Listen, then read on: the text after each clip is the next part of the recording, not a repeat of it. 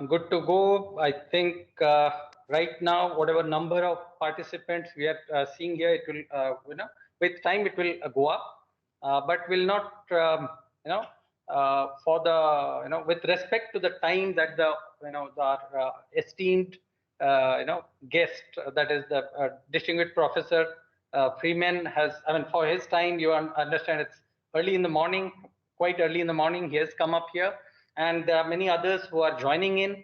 And I believe in the introductory part, when I make some, good noise around here, welcoming everybody, as well as Professor for his time and thanking, we'll have enough time others joining in.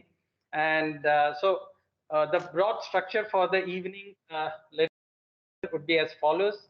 We'll introduce, we'll have a welcome address by Director Goa Institute of Management, Professor Ajit Narulekar. Then we will have Professor Freeman's seminar or a talk on the topic. I think I will not repeat right now, at least the topic you've been flooded with the mails from my end. But nonetheless, for the ceremonial sake or the formality sake, anyway, I'll talk about it. And as we go forward, you might keep on seeing these messages, people coming in and waiting in the lobby. It's a nuisance. Probably next time we'll do something about that.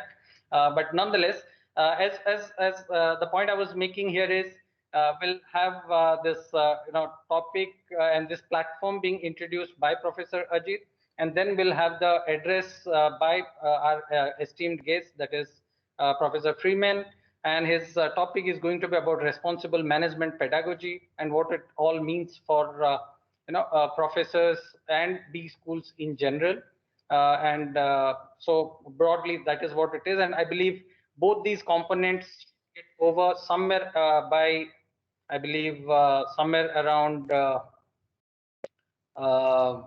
maybe 6:30, 6:40, approximately something like that. I think the agenda mentioned about 6:35. And then we'll have more than half the time allocated for the discussion or the town hall. And I'm as excited as I believe many of you are.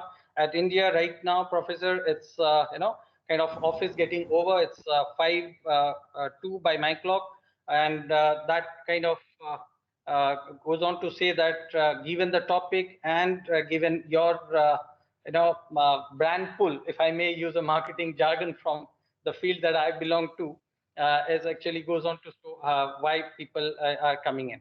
Okay, so without much ado, all the participants who have been there, it's a honor to host you all here. And before I go further, let me just quickly show a bio of Professor Freeman, and I'll probably read out from there. So Professor Edward Freeman is a university professor and Osland Professor for Business Administration, and is an academic director at the Institute of Business and Society in University of Virginia Darden School of Business. He, I don't have to read out. You can see there are a lot of other schools that with which he is associated in various capacities. But what actually gives Professor, among other, he's a versatile personality. Please make no mistake about it. But because it's a platform of the academicians, I'll draw your attention to the theory that he's mostly known for, that is managing stakeholder theory, and the stakeholder, state of art, etc. Various we have brought in. Is also known for the 15 volume on ethics, business ethics, that he has come up with, that he has been associated with.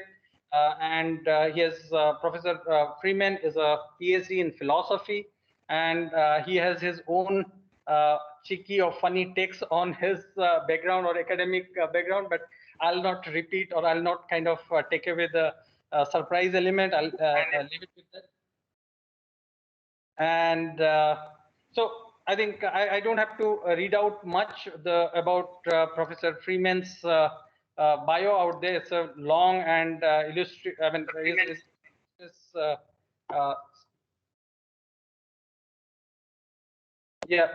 Professor, you wanted to come in here? Something? You want to chip in? No. So I think there was some noise there. Sorry about the pause that I took. But I think it's with this kind of a small or overview about Professor Freeman. I would kind of formally like to thank him for accepting our offer, Professor, to and also being agreeing to address the faculty fraternity out there. And without much ado, let me formally welcome Director, Goa Institute of Management, Professor Ajit Parulekar, to talk briefly about this platform, that is Teaching Excellence Forum and the Distinguished Professor Program, which is jointly hosting this event, and probably talk a bit about or introduce topic of the day. Over to you, Professor. Sure. Thank you, Pravat. Good evening to all the participants in India. Good morning to all the participants in the United States. Thank you, Professor Freeman, not just for accepting our invitation to be a distinguished professor, part of that program, and also early in the morning to be willing to do this session and interact with faculty and students across the country here. Not only is Professor Freeman, not only has he done his PhD in philosophy and has so many publications, he looks a philosopher too. He in addition to being a philosopher of great repute, an outstanding academician, he's multi-talented. He's a keyboardist. He's part of a band. He cooks. He does several things, and I must say, yesterday we had a very, very nice session with Professor Freeman. It was a relatively intimate session which was open only to GIM faculty members. I thought I'll talk about two things, and then hand over to Professor Freeman for his session. The first is about the Teaching Excellence Forum and about the Distinguished Professor Program. We run a Distinguished Professor Program. We started this a couple of years back, where we have globally renowned professors from who participate as part of this program.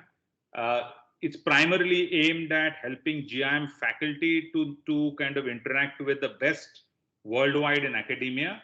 But we think also the benefits of this program, we'd like it to be for beyond GIM, and therefore our distinguished professors, we also organize public lectures for them. We organize interactions with different stakeholder groups in Goa and across the country who would be able to benefit from their presence.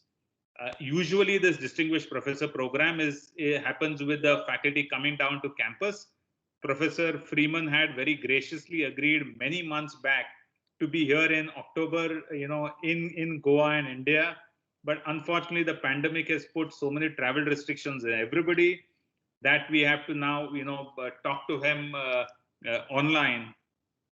The Teaching Excellence Forum, we believe that, though a lot of Indian institutions, higher education institutions, have been outstanding teaching institutions, and in recent times have gone the research route, we don't find as many number of departments of, education and higher education and pedagogy, and not adequate of training outlets in the country for that. And therefore, we decided to establish a Teaching Excellence Forum, initially to help GIM faculty to do outstanding work in delivering better quality, teaching, learning interventions. But we realize that that's something that so many others can benefit from. And therefore, we have a series of different interventions where we bring in some of our faculty and a lot of other faculty from other places through workshops, through training programs, FDPs, lecture series, webinars, to engage with different audiences. So as part of that, I think this is TEF10 on our online series that has started this year post the COVID, pandemic. The topic is very relevant to all of us. The role of business schools in responsible management. Where else can it be more relevant, even more than really relevant, is where else can it have more impact than a business school? Students who pass out of business schools are going to be leaders of industry and society. And if they don't go up, and therefore the kind of impact that they can have is massive. We'd like it to be, as balanced and responsible as possible.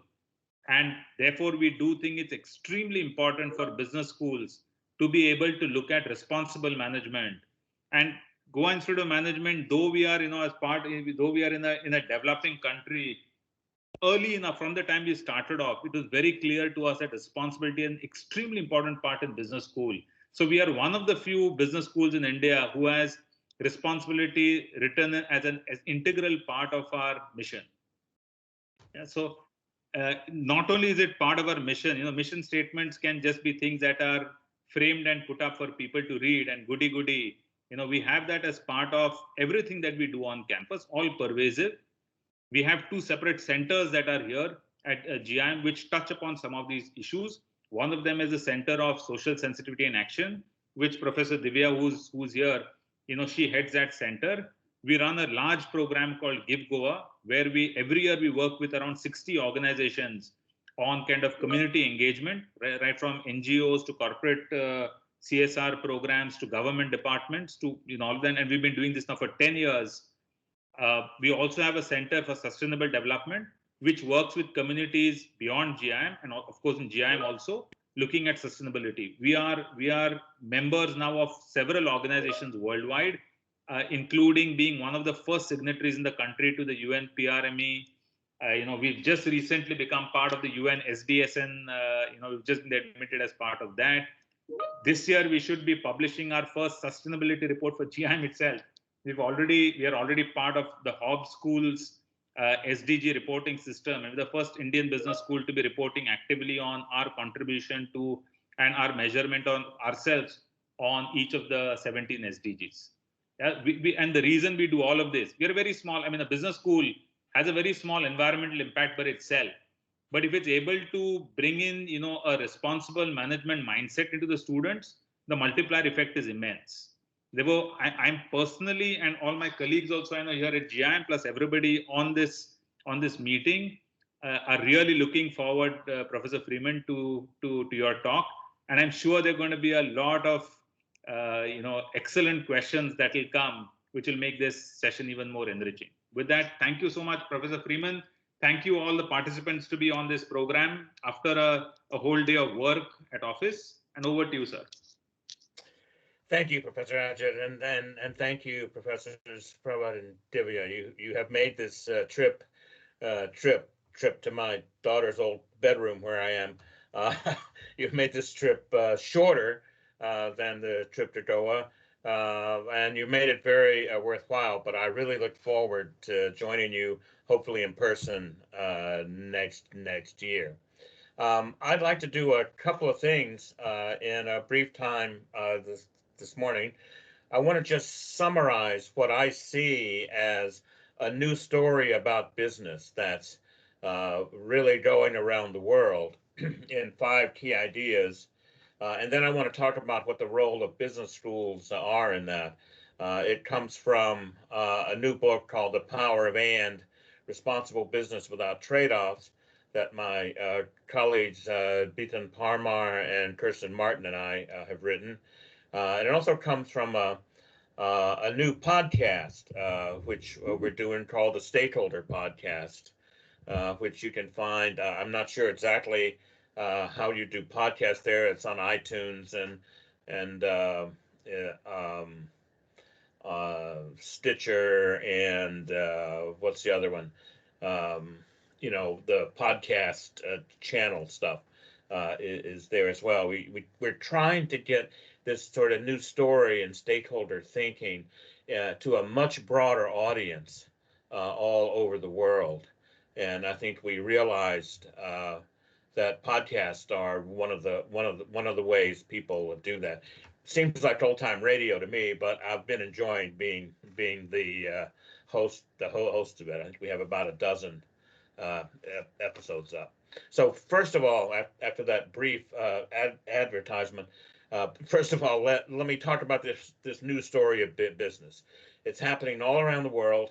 There are lots of versions of it. There's conscious capitalism, inclusive capitalism.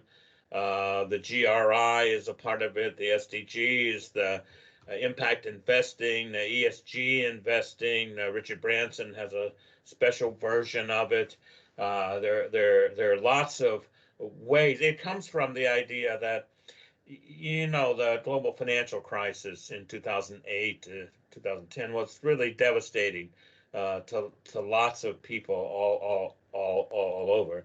And if you combine that with what are we going to do about global warming, if you combine that with how we're going to tackle issues like injustice and you know how we treat people who've been shut out of this system, how we deal with issues around gender and in the U.S. race and those things, and now put a pandemic on top of that. What you find is we're probably not going to solve those issues. I mean, we're not going to solve those issues by concentrating more on money and profits for shareholders. Some people have argued that those things are bad. I'm not going to say that. I'm going to say this idea that business is about the money and profits is incomplete. If it was ever useful in itself, it's not today. And there are 5 key ideas that define this sort of new story, however you talk about it. The first one says that, look, we have to worry about not only profits, we have to worry about purpose. Thinking about that the purpose of a business is to make as much money as possible is like saying the purpose of life is to make red blood cells. I need red blood cells to live, but it doesn't follow that the purpose of life is to make red blood cells. Businesses need profits to live, but it doesn't follow that the purpose of a business is to make profits. So it's purpose and profits. The second idea is we have to think about not only shareholders, but we have to think about customers, suppliers, employees, communities, and the people with the money, the financiers. So it's about stakeholders.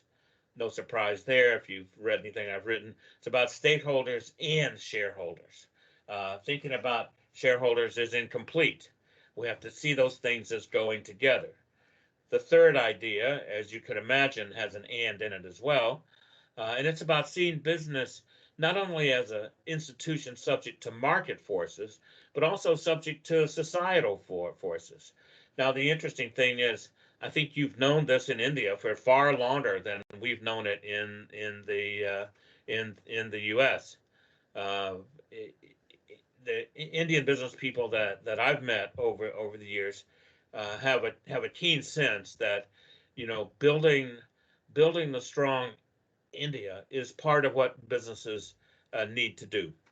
And seeing business as this societal institution enmeshed in the other institutions, whether it's government and trying to sort that out, whether it's you know, healthcare, education, whatever those, family, religion, we have to see business as a part of that social fabric.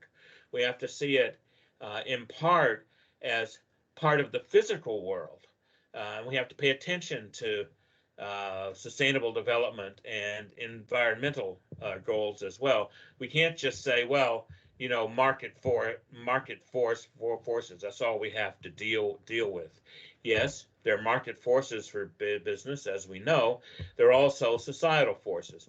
We have to see business as subject to society and markets at the same time. So there's purpose and profits, stakeholders and shareholders, society and markets. The fourth idea is, you know, business people aren't just short-term maximizers of their short-term self-interest. There are people like that. We call them sociopaths. And, you know, everybody who's had a child, who's a parent, who's ever been in love knows that human beings are more complicated. We lead political, social, spiritual lives. We're not just economically driven. So we have to see business people as being fully human as well as being economic. And the final idea is that something very close to my heart. If I tell people I teach business ethics, many of them will manage not to laugh. They'll say, oh, that's a contradiction, or must be a short course, or must be a theoretical course. I think I've heard all of the jokes, and that's not viable. We have to see ethics and business as going together. So 5 critical ideas. I think that we're finally emerging as this new story. It's about purpose and profits, stakeholders and shareholders, society and markets, humanity and economics, and ethics and business. Now, I don't care whether the end result is called stakeholder capitalism or new capitalism or conscious business, conscious capitalism, ESG investing, impact investing, or whatever. What I care about is that we deal with those 5 critical ideas or issues, and that's what I think is sort of sweeping the world, and that's what the power of and is really about. I don't think there's any going back to the old story. So now I want to talk about that in terms of, well, okay, what's the role of business schools? And I see it as 2 problems. Pretty straightforward. There's an issue with how we do research, and there's an issue with how we teach. Let me talk about the research first of all. In many parts of the world, there is really a mania about publishing in so-called A journals. There's a mania about rankings of business schools and professors, etc. Look, I'm the editor-in-chief, co-editor-in-chief of one of these A journals, an FT50 journal called the Journal of Business Ethics. We publish some really good papers, and we publish some papers that are ultimately not very important. Focusing on where something's published rather than the ideas is kind of a logical mistake. It's what philosophers would call appeal to authority. And it often gets in the way of really assessing how we're doing. We often at Darden, I'm very lucky to be at a school that takes this new story seriously. We often talk about, well, you can be a counting school, a school that counts the number of publications of faculty, or you can be a reading school, a school that reads the publications of faculty. We take some pride in being a reading school rather than a counting school. It's not that the reputations of journals are not important, it's just they're not as important as the main ideas. We need to rethink research in our disciplines. Often what happens in these top journals is you learn more and more about less and less. The next study adds 1 variable. It adds 10% to the R square. They make very small incremental changes in what we know. A lot of what we know is based on this old story about business. So we need a much broader idea here. It's not about rigor versus relevance. That's a false trade-off. We need things that are well done and that speak to real managers. It's not about theory versus practice. The most practical thing in the world is a good theory. It's not about what a former colleague of mine called methodolatry. That is turning method into an idol and paying attention. Says, well, if I get the method right, whatever comes out of this will be truth. That's at best philosophically naive and at worst a logic mistake. And of course, it's not about the politics of tenure and reviewing and ranking and all of that stuff. I think research in business needs to look more like narrative, more like storytelling than it needs to look like so-called science. Science is about learning how to do things. It's about knowing how, and then we dress it up in propositions, etc. We need to make business research about knowing how to do things rather than knowing that we do things. What scientists actually do, they know how to turn, let's say, blue litmus paper red or red litmus paper blue. That's what the experimental stuff is about. And we need to think about that in business school, about what we know how to do. That means we need to make research much more relevant to practicing managers.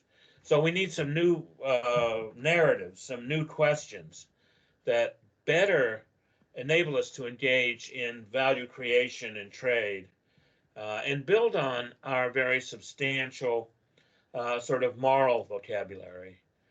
We need to end the distinction between business versus ethics, as I already said. That means ending the distinction between positive or descriptive research and normative work. As many people have argued, interpretation is always there. It's there in physics and chemistry. It's certainly there in management research. And we need to be a little more, I think, philosophically sophisticated about those things. I'm gonna move ahead here and talk about 5 things that we need to do in business schools. And let me talk just for a second about teaching. When I was a young faculty member, I was teaching at the Wharton School in Philadelphia. Wharton's a terrific place that has a fond, has a place in my heart because it gave me a chance. It took someone with a PhD in philosophy and gave me a real chance to make a contribution, which I'll always be grateful. But somewhere in there, I had won a teaching award, and my department chair, who was a mentor, came to me, and he's trying to be very helpful, and he says, "You know, Ed, you have to be careful now." And I said, "Why?" He said, "Well, if people think you're a good teacher, they won't take your research seriously." And I went, "John, you mean if I can communicate effectively with students, it's more likely that the sentences that I write are false?" And he said, "Well, no one's put it quite like that, but yeah." And so I said, "Well, I don't know what to do with people who believe that connection." Similarly, I was later a tenured professor at University of Minnesota, and I won, another one of these teaching awards. And the head of the promotions committee came up to me. I've literally got the plaque in my hand, and he says, "Bring Ed, congratulations.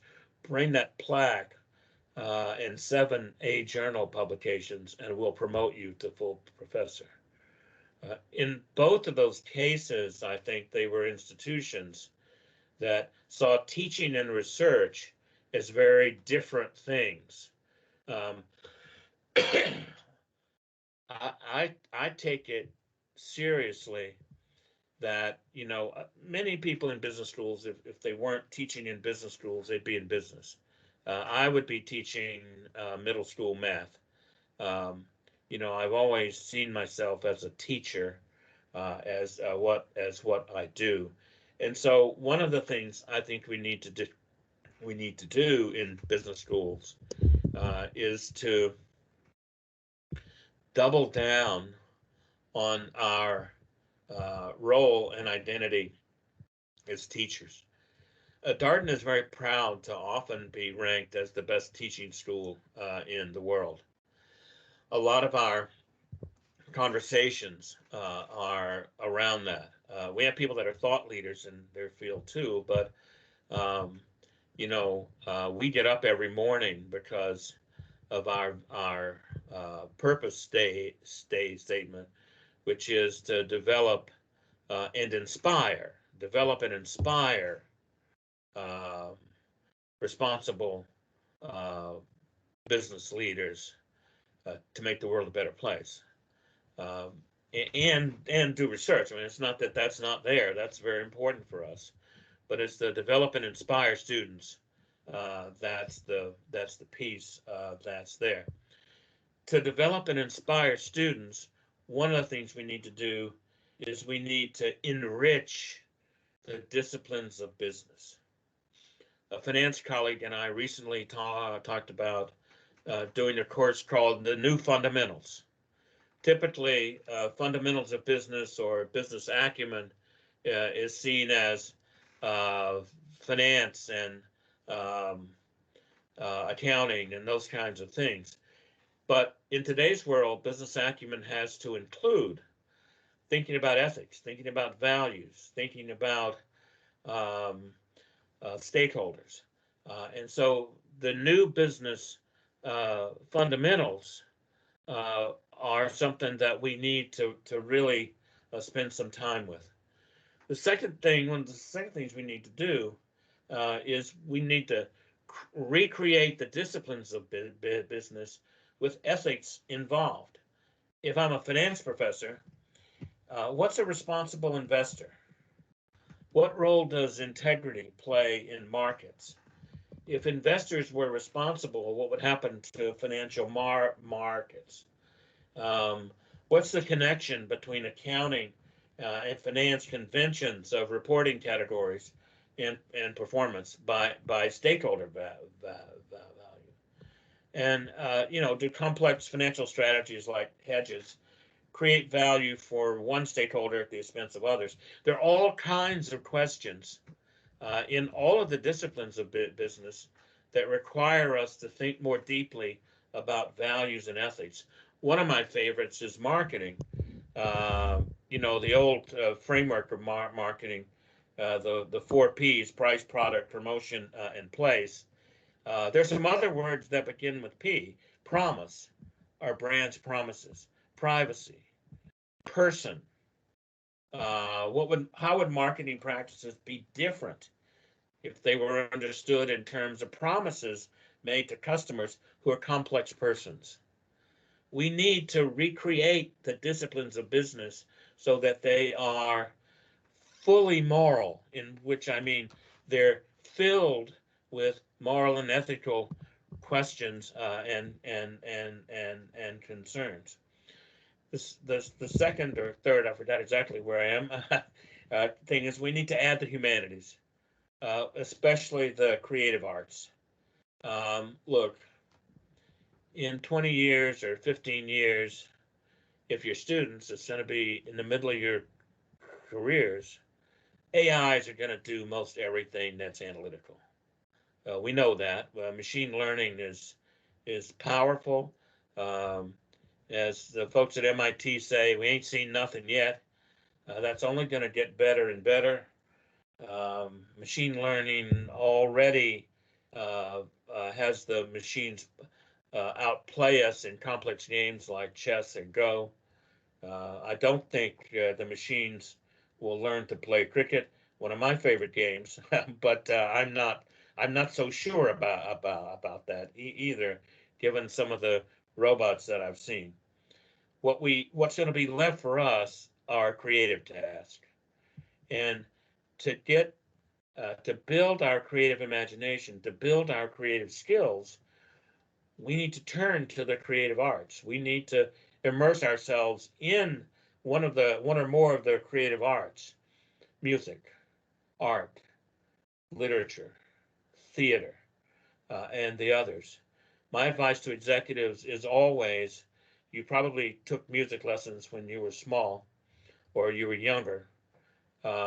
Start them up again. It only takes 15 minutes a day. There are tremendous resources on the internet, and we know it changes your brain. Doing creative work every day literally changes your brain. The third thing we have to do is we need to get rid of we need to focus on ideas, not method, and to focus on and I would say in teaching we need to focus on the ideas, not so much the technique. Lots of techniques, lots of frameworks exist today. What's missing is the underlying idea of what makes a business great and how you put those things together. We need to take the idea that, look, as a business school, we're also embedded in society. Yes, there are market forces, but as I think you're doing here at GIM, you take the idea that you're embedded in society seriously. You can be part of the solution to making society here in Goa, making it better.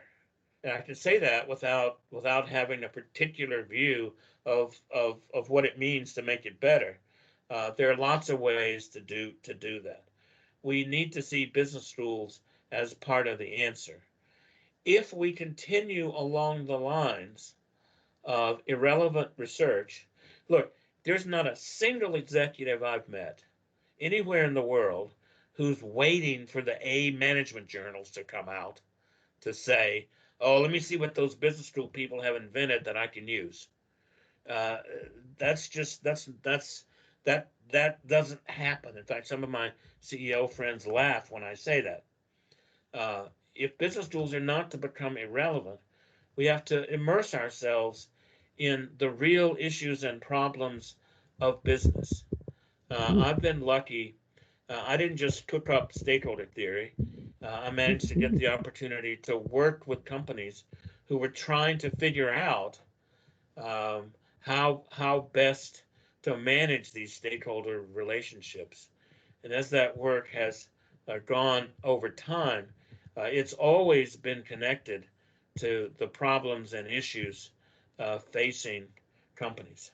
And I wouldn't, I get people asking me all the time, give me an example of a company that's stakeholder oriented. My response is always, give me an example of a company that isn't, that doesn't pay attention to customers or suppliers or employees. You might find examples of companies that don't pay enough attention, but thinking about stakeholders and purpose and society and humanity and ethics, that's what a business model is today. And we need to import that into business school. The new story of business inspires people. It inspires students. It activates and energizes people to think about new businesses and strategy. It's the foundation for value creation. It makes business an institution of hope and gives it a role in making society better. I think we can create more useful business schools that enable business leaders to be more innovative, creative, and effective. Now, there's a rule I like to use as I finish up here called the Warren Haynes rule. Warren Haynes is one of the great blues guitarists of all times. And some of you might know a little bit about him. He played guitar for the Allman Brothers, for Government Mule, and others. And I'm trying to learn how to play slide guitar, which turns a guitar into a violin and makes it sound a little bit like sitar, an Indian instrument. And it sounds like when you're learning to play slide guitar, it sounds like you're killing a cat, and you're trying to cause it pain. It's really a horrible screech. And Warren Haynes stops partway through this tape and he says, now, when you play the blues, it doesn't matter how many notes you play. You have to mean the notes that you play. And that's what we need. In today's world, there are a lot of notes we could play. What we have to do is figure out the notes that we mean to play. And that's a very hard thing to do, especially for our students when things are coming at them so fast from all over the world. And finally, I guess my final takeaway for thinking about how we remake our business schools is to say, the rule I've always used is the Ben, Emma, and Molly rule. Those are names of my 3 kids. And at the end of the day, could we go home and could I say to Ben, Emma, and Molly, let me tell you what I did today. that I'm proud of, that I want you to learn from. Because if we're not making our institutions places for our children to live, we have the bar too low. We need to do that across society, certainly in our companies and our government institutions, religious institutions, and others. And we certainly need to do it in our universities and business schools. I think from what I know of you, this is a journey that you are on here at GIM, and I'm very delighted to have been able to contribute maybe a very, very small part to that journey, on which I wish you the best. So let me stop there and see if there are loud exclamations of "that's the worst talk I've ever heard," or whatever you do, don't let this guy come here in person. You got to remember, I'm a rude American, so you know anything you want to say in response is okay with me. Thank you, Professor, for such an illuminating talk, I would say. And rest assured, if you kind of proclaim that you're a rude American, we Indians are known for our plain hospitality. But I think I'm not being political.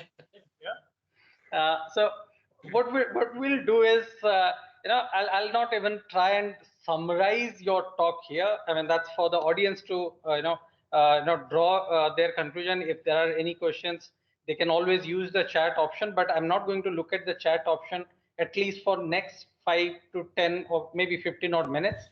The reason is very simple. We have got some structured questions. So what I'll do is I'll start with and ask those questions. These are not my questions. These are a set of questions that has come to us from the participants when they registered for this program. So we'll start with that, and in the meantime, I'll request participants if they have any questions or even observation. Why only question? Any observation, their take on this talk, let them kind of continue to use the chat option. We've made it free. Let it be there. Flourish. Share your ideas there. If you like somebody else's ideas, please like them. So broadly, Professor, the kind of questions that have come, our esteemed colleague Professor Divya has been able to spend some time kind of classifying these questions that had come, and broadly they fall under 3 categories. That is responsible management education as the biggest of the set of questions. Then there is nothing much to choose between 2 other themes, that is strategic innovation or business strategy, as well as there is this domain of close to your heart, I assume, that is on stakeholder theory. So I'll go in the reverse order. So I'll start with one of the questions from the responsible management education and pedagogy obstacle. That is how we are kind of defining it.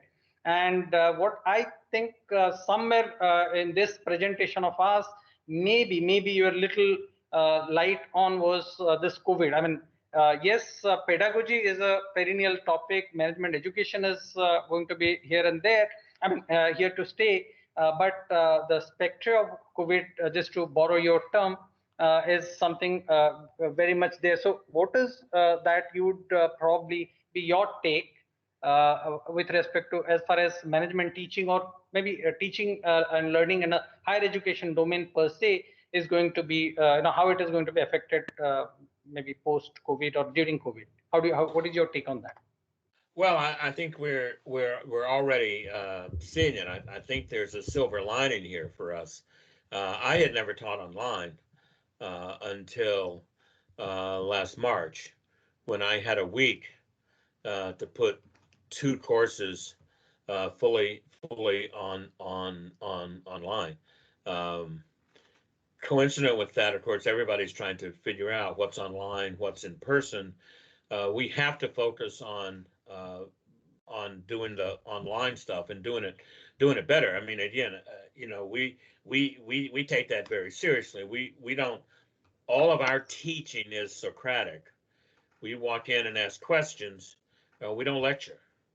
And how you lecture to a virtual, I mean, how you teach Socratically to a virtual group of, in our case, we have 65 people in a class, is a substantial challenge. We're figuring that out. and we're figuring out how to do action-based teaching that's based on having the students not just sit in front of their computer, but have them do things.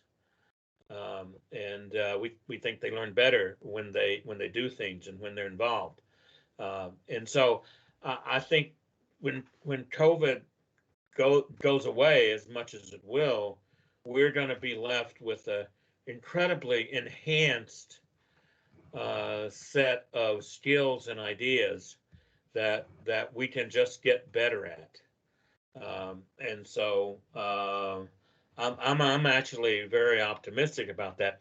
As painful as it is, I mean, I don't yet find doing this via Zoom or Microsoft Teams or whatever you use, I don't yet find that as rewarding as being face to face. But there are ways we can do it, which we're learning how to do.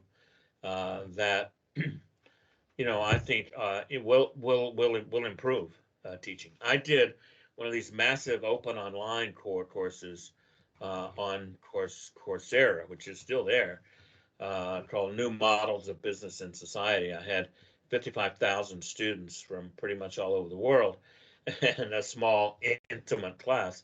And, the async communication boards were very powerful. Gee, we don't do it that way in India. Well, we do it that way in Brazil. And there was learning that happened literally from all over the world. So I think we're being forced to learn what the technology can do, what it can't do, and therefore what we have to improve it to be able to do. Yeah, well put, Professor. I think I'll take it to the next level. Maybe one more question, and then we'll make it open house. And we'll start. I'll request participants and audience to please use the chat box to put in their questions, and I'll kind of filter in. So, Professor, this question relates to the stakeholder theory itself. So, when you talked about, let's say, in the early 80s to let's say the previous millennia, and in this millennia itself we have already into 20 years. So how do you think the acceptance for or opposition against the stakeholder theory has been there, if you could summarize that over the period of time? Well, I can tell you truthfully that when I first started doing this, no one cared. So if I think back to one of the first papers I wrote.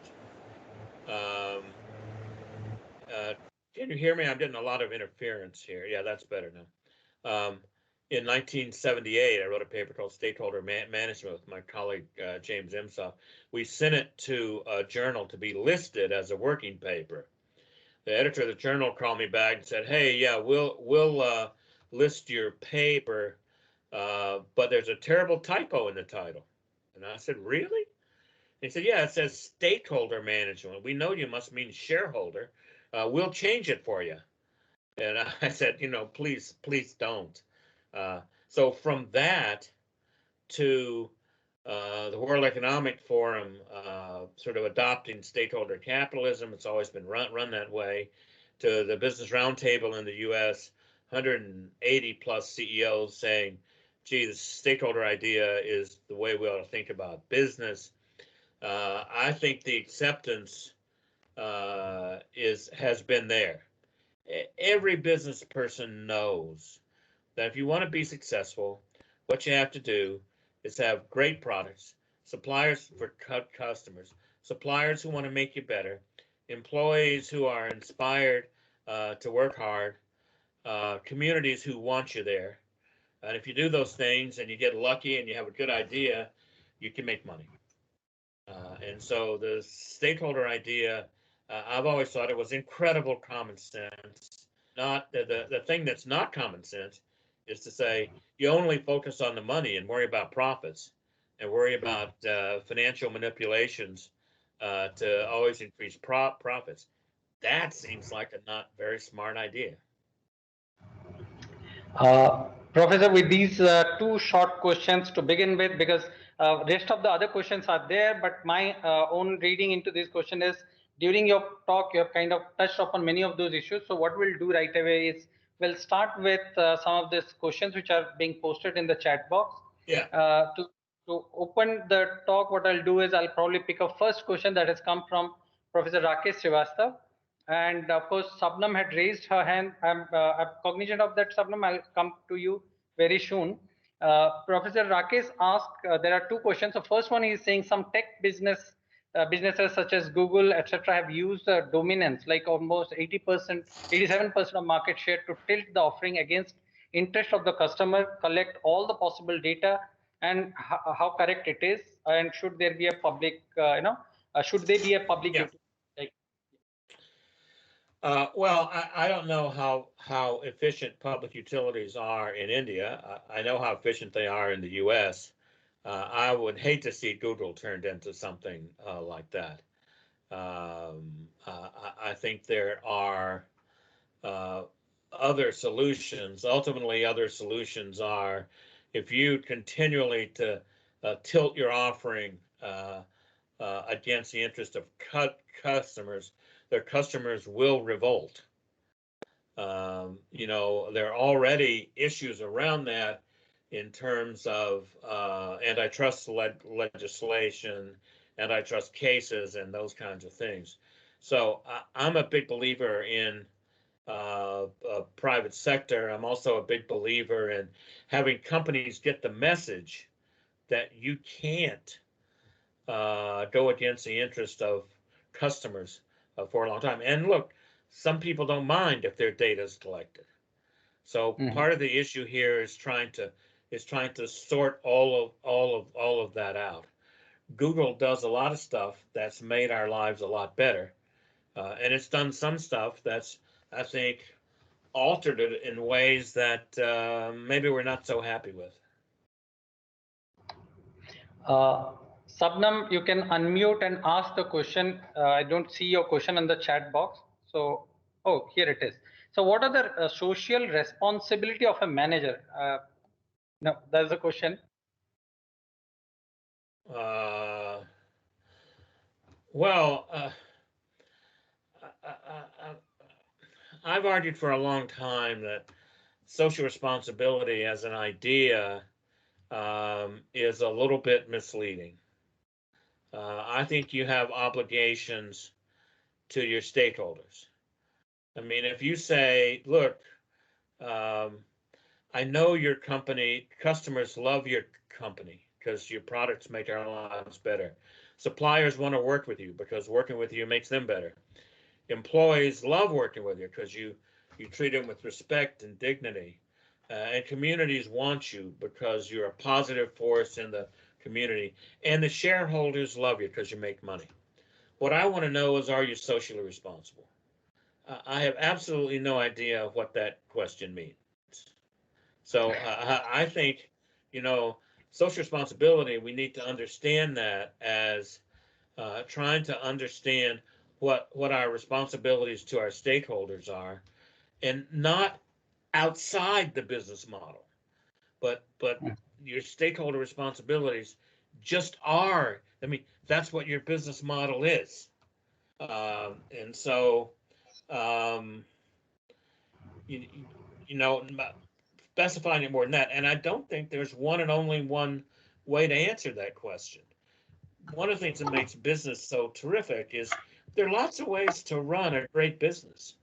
There are lots of purposes of a business. Novo Nordisk wants to rid the world of diabetes. One of my friends who runs a restaurant just wants to bring, you know, good French food to this small little town.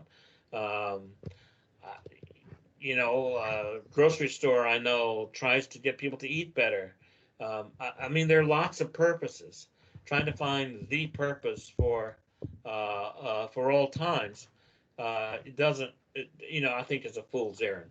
Excuse me, just a second. The sun has come up here, and I need to shut the curtain. I'll be right back. Yeah, no issues, Professor. We are there.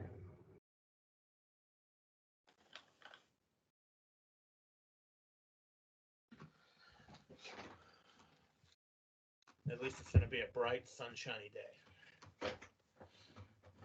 Right. Professor, there is one more question, if I may proceed with the series of questions. This is somewhat kind of tangentially related, but let me still read out. It's from Professor Raghuveer Vernikar.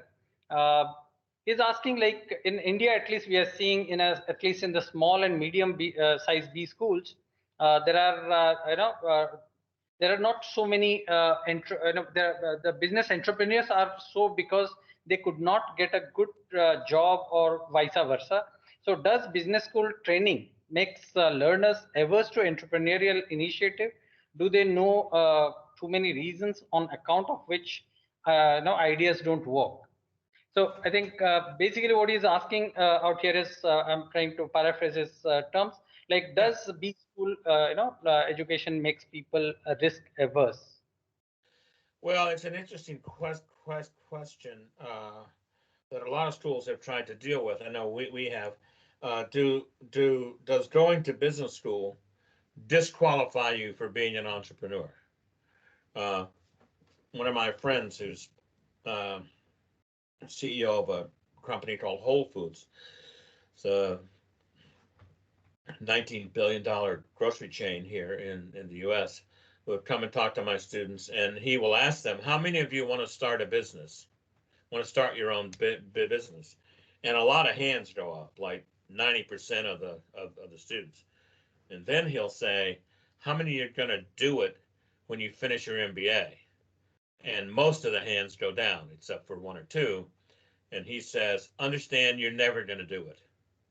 If you don't do it now, you're not going to do it. I think John sees the most critical piece of entrepreneurship as absolutely being on fire about what he's doing. One of my students sat through. We have a 2-year full-time MBA program, and one of the best students some years ago dropped out after the first year and started a company called Lending Tree, which revolutionized the home mortgage business. He was absolutely on fire about doing that. I think business schools need to think deeply about how they can encourage more entrepreneurs.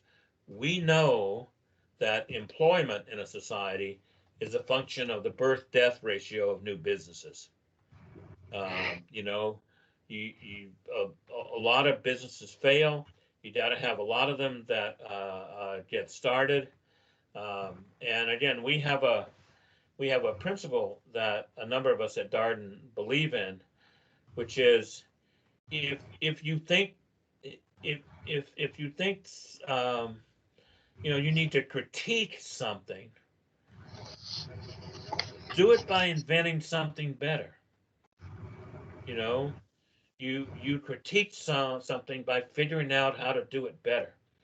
And I think that's a principle that we can use in business schools. I often will teach a course in which I ask students to think about pain points in their lives and businesses that they could start to deal with those pain points. We need to become, in the U.S., and I would say I don't see a difference in a democracy like India. We need to become a nation of entrepreneurs, and figuring out business schools' role in becoming a nation of entrepreneurs, I think is a critical task for us. I think, Professor, it's well put. What you are saying here is, like, the B schools should not be only producing managers, so to say. It should also be something to do with, it's part of calling upon be the professors or the academic fraternity to relook if that is the situation, because we need entrepreneurs end of the day. There is no question about it. So right now, going forward, Professor, I'll merge two questions. One is from this Professor Vittal is asking about this new technology, like be it blockchain, be it gig economy they're talking about these days, and several other stuff like shared economy.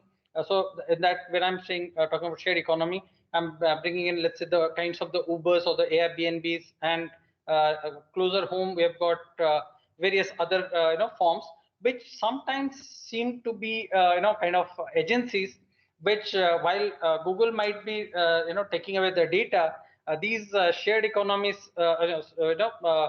these aggregators or these gig economy players seem to be kind of exploiting, let's say, the drivers or property owners and so on and so forth. It is, I mean, I'm not trying to comment either on Airbnb or, let's say, Uber for that matter, but that's a general practice. So what is your take from the point of view of stakeholder theory on this?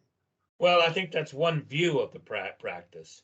I think there are lots of drivers I've talked to that want the gig economy. We have to figure that stuff out.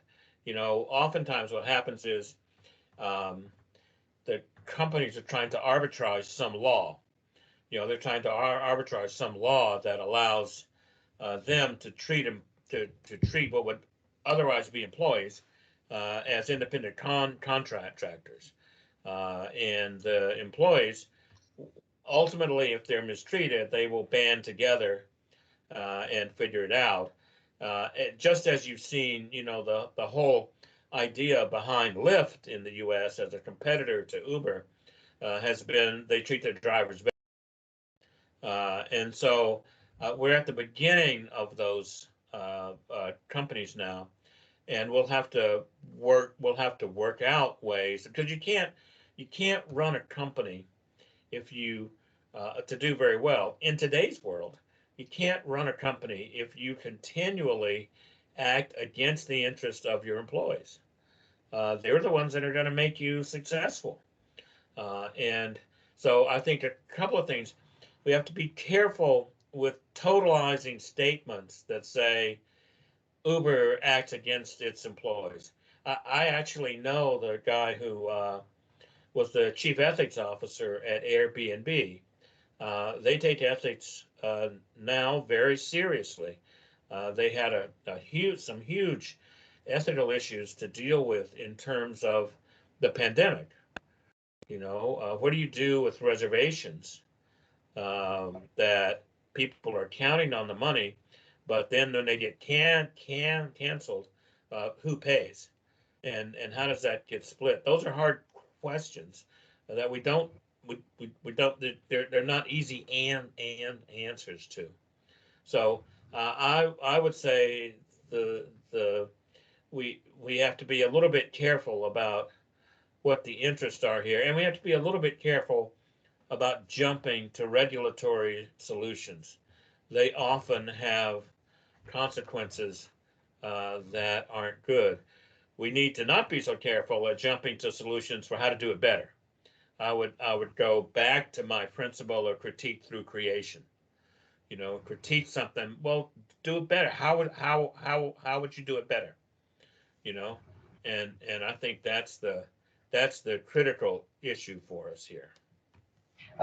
Professor, well put there. Like we need less of regulation, more of free, let's say, market-driven solution. So if you do something wrong, probably I would say we need market solutions that are societally conscious. I'm not arguing that the free market's the panacea here, right? I'm trying to say they have to have both of those. They have to have both of those things.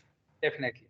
So going forward, Professor, what I'll do is I'll merge again two more questions which are there. Okay. So one is asking, is stakeholder theory kind of a modern form of CSR? That is one. And the other thing is like kind of little broad basing it. It is saying, is B school pedagogy of that day is kind of catering to industry requirement? So I'll leave it that. I'm not paraphrasing for your. Yeah. Well, I mean, look, there's a view of stakeholder theory that it's just CSR, whereas CSR is something different from the business. That's not my view. My view is stakeholder theory is best understood as a new way to think about business, as a better way to think about business. So, and it's not, in a way, when I say new way, I mean, companies have always created value and sometimes destroyed it for customers, suppliers, employees, communities, and financiers. That's always been the case. That's the unit of analysis in business ought to be the stakeholder relationship, not the economic transaction. And so I don't think it's very useful to separate out, well, this is social responsibility and this is business, because I think the basic idea of dividing the world into this stuff is economic, this stuff is social, is very useful. Most of the things that are economic also have social effects, and most of the things that are social have economic effects, which means the distinction itself is problematic. We need to think about stakeholder relationships and stakeholder value, not economic and social value. That's what's wrong with this idea of shared value. It gets the unit of analysis, just wrong. And remind me, because I'm old, the second part of that question. Sorry. No, so the second part of the question is saying how in B schools, like I think it is somewhat related to those 5 themes that you talked about. You may reiterate those 5 again. So basically, is B school pedagogy is kind of perfectly preparing students for the industry, or what changes? I mean, it depends on what you do. I mean, I certainly think we're pretty good at that at Darden. I think doing things by the case method, by Socratic teaching, by experiential learning, those are the best pedagogies.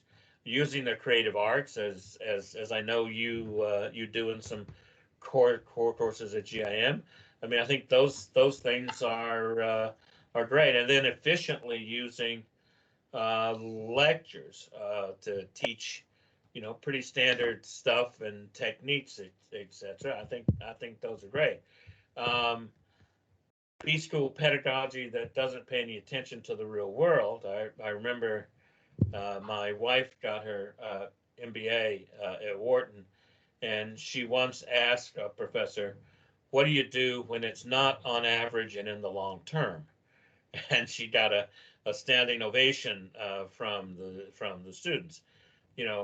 We need to deal with real stuff. We need to deal with things like, what are we going to do about global warming? How are we going to deal with this pandemic? How are we going to deal with questions about race and gender and class? It's got to be, every CEO I know is worried about that stuff. One of the things they say to me is, I don't know how to think about this. I never learned how to think about these societal issues in a way that's good for society and good for the business. We need to address that. So I think obviously we can improve what we do, in part with those things I talked about, but in part with just having a big dose of real world and having a big dose of involving people from industry and our alums, etc. That's how we do it at Darden.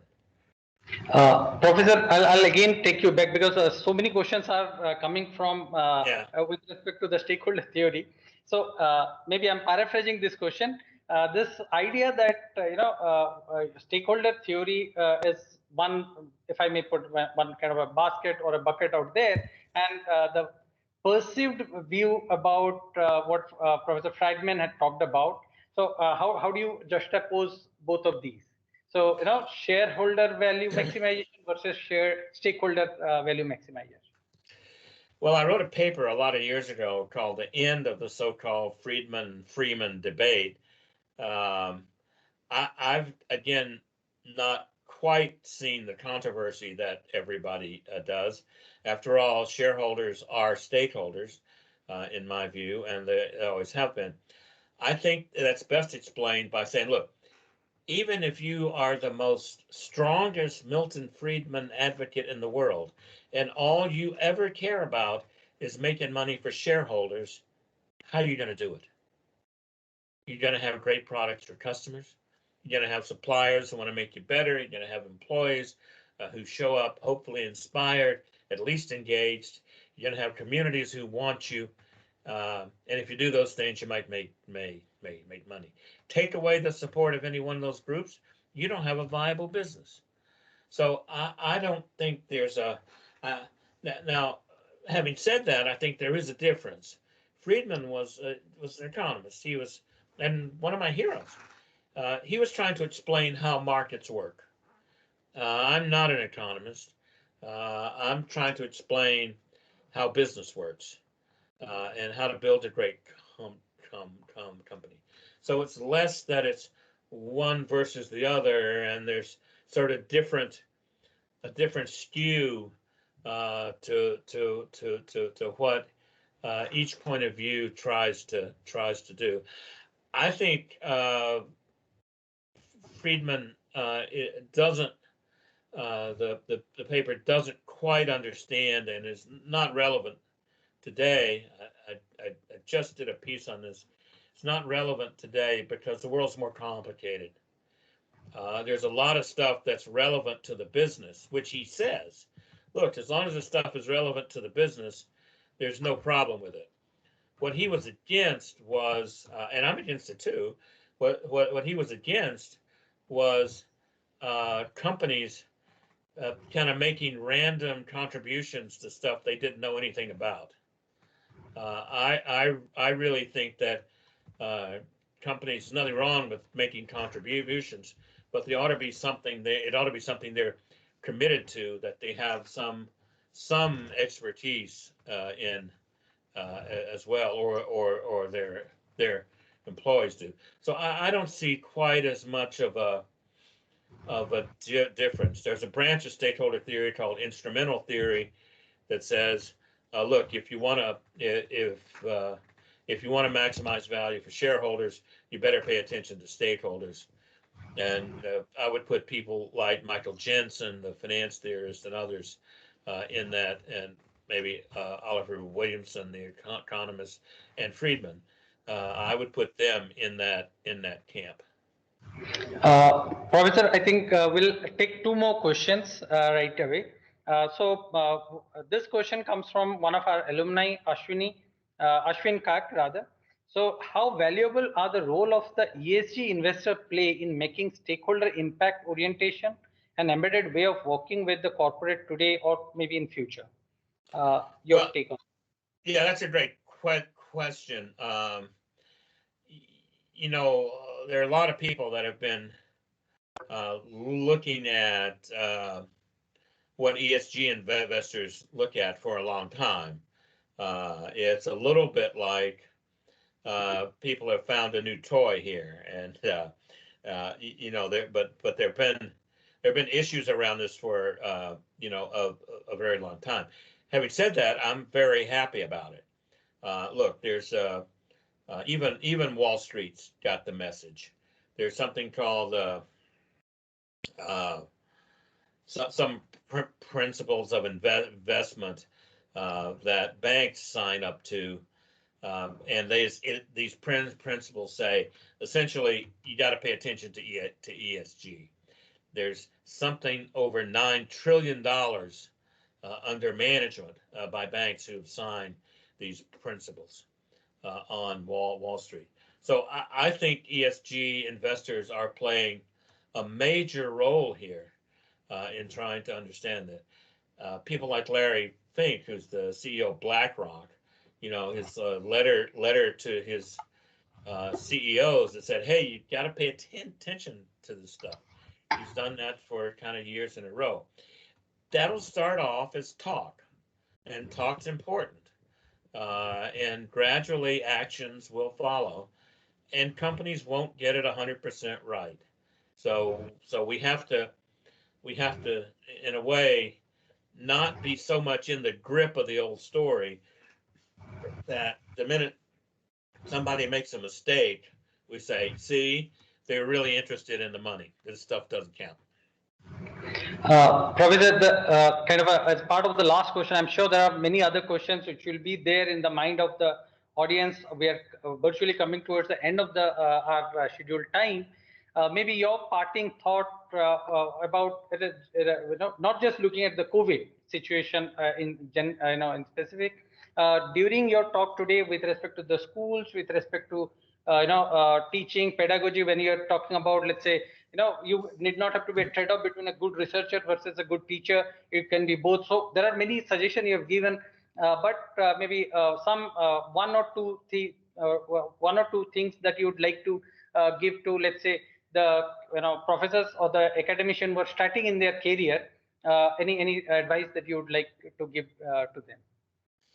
Well, I'd say two things, and it's really only one thing. If I think about research, I think we ought to concentrate on what we have passion for, what we have fire in the belly, the questions that you've got to know the answer to, whether it's hard to publish those things or not.